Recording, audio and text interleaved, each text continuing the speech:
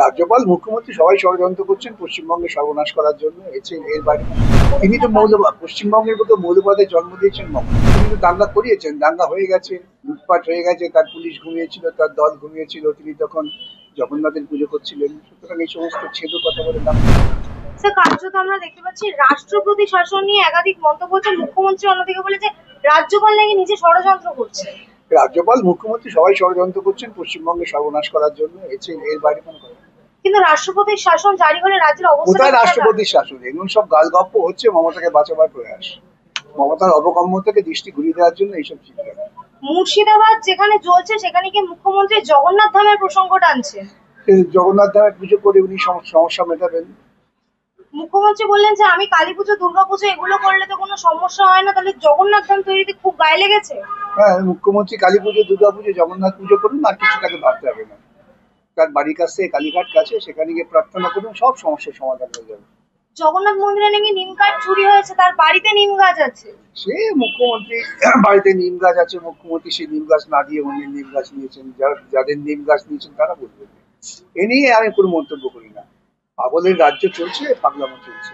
কিন্তু মুখ্যমন্ত্রীর বাড়িতে নিম গাছ আছে। সে মুখ্যমন্ত্রীকে দেখুন, বাড়িতে গিয়ে জিজ্ঞাসা করুন, আর 3টে নিম গাছ আমার দেখান তো কোথায় আছে।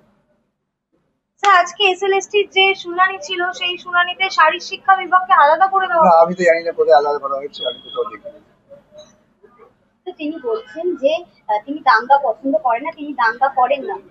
দাঙ্গা যারা করেন তাদেরকে পছন্দ করে না, দাঙ্গা বন্ধ করতে যদি কেউ দাঙ্গা করে তাদের পাশে তিনি থাকবেন।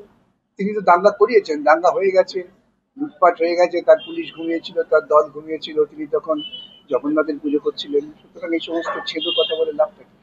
তিনি এটাও বলেছেন বাম আমলেও দাঙ্গা হয়েছে। আজকে তিনি সভায় দাঁড়িয়ে বলেছেন বাম আমলেও দাঙ্গা হয়েছে, 40 জন মারা গেছিল। তিনি দেখেছেন, তিনি জানেন। তিনি জানেন, তিনি বলুন না কোন কোন কোথায় দাঙ্গা হয়েছিল, কি হয়েছিল, দাঙ্গা কারা করেছিল।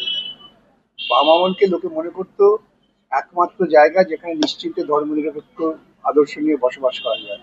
মুখ্যমন্ত্রী অহরহ অসত্য কথা বলতে ভালোবাসেন, তাই বলছেন। তিনি বলছেন যে বাড়ির মহিলাদেরকে হাতা খুন্তি রেডি রাখতে। তারা হাতা খুন্তি রেডি রাখছেন ওকে পেটাবার জন্য। উনি সে ভয়টা বুঝতে পারছেন। এখন ওইসব বলে ঘোরানো যাবে না। ঘরে ঘরে মেয়েরা হাতা খুন্তি রেডি রাখছেন ওকে পেটাবার জন্য। স্যার, 2-3টে লোক আছে যারা এই গন্ডগোল গুলো বাঁধাচ্ছে। সেই 2-3টে লোককে উনি তো পয়সা দিয়ে পুষেছেন। তিনি বলছেন মৌলবাদীদের ফাঁদে পা দিতে না। তিনি তো পশ্চিমবঙ্গের মতো মৌলবাদের জন্ম দিয়েছেন মমতা। মমতাময়ী হয়েছেন মৌলবাদের স্বার্থে, মৌলবাদকে বাঁচাবার জন্য। তিনি বারংবার বিএসএফ এর দিকে আঙুল তুলছেন। ওসব ছেদ কথা। উনি যা ঘটাবার ঘটিয়ে দিয়েছেন, মানুষের মানুষে বিভাজন তৈরি করে দিয়েছেন। এখন ওই সমস্ত লোক ভোলানো কথা বলে আর চলবে না। বিএসএফ নাকি পরবর্তীকালে ওই সে বিএসএফ পদক্ষেপ না নিলে এই ঘটনাগুলোই ঘটতো। বিএসএফ জবাব দেবে, বিএসএফ এর কাছে চলে যাবে। মানুষের পায়ে থাকতে পছন্দ করে। হ্যাঁ, মানুষের পা ধরে টেনে ফেলে দিয়ে নর্দমায় ফেলে দিয়েছে এই যে শিক্ষিত সমাজকে, পা ধরেই তো ফেলেছে। পিছিয়ে গেল বলার কি আছে? বলার ক্ষেত্রে রাজ্য সরকারের আবেদনে পিছিয়ে গেল, পেছনে পেছনে একদিন তো শুনানি হবেই। কোনো কারণ নেই, এগুলো স্বাভাবিক মামলা শুনানির পদ্ধতি, এরকম হয়। বিশেষ কোনো কারণ থাকে না এর পেছনে। আইনজীবীদের সুবিধা অসুবিধা থাকে তো এ পাচ্ছে না। যেমন আইনের লড়াই হচ্ছে তেমন পথে নামতে হবে। সরকারি কর্মচারীদের পথে নেবে, তাদের আন্দোলন করতে হবে। শুধুমাত্র আদালতের প্রাঙ্গণে থাকলে হবে? শুনানি করতে হবে, শুনানি চলছে তো।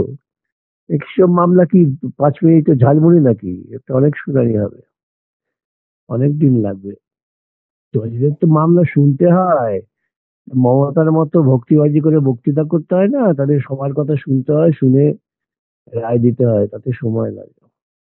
কেন ভরসা উঠবে? সাধারণ মানুষ যদি তাদের কথা না শুনে রায় দিত তাহলে কি ভরসা বাড়তো? যে কাউকে শুনবো না, শুধু পিটিশন খারিজ করে দেবো, এটা কোনো ভরসার কথা নাকি? সবাইকে শুনে রায় দেবেন, সেটাই তো ভরসা সৃষ্টি করবে। তার আগে তো ভাবা উচিত ছিল যে দুর্নীতিগ্রস্ত একটি সরকারকে ক্ষমতা আনলে পারে কি হতে পারে। আসল রোগটাকে যদি না সারিয়ে শুধুমাত্র আমরা রোগের জন্য ব্যথা হচ্ছে ব্যথার কথা ভাবি, তাহলে তো হবে না। আসল রোগটাকে তো মুক্ত করতে হবে সমাজ থেকে। যারা ভাবছেন আজকে যে আমাদের কি হচ্ছে, তাদের ভাবা উচিত কেন হচ্ছে। এরকম একটা সরকারকে তারা ক্ষমতা এনেছেন কেন, এটা তো ভাবতে হবে। ধন্যবাদ স্যার।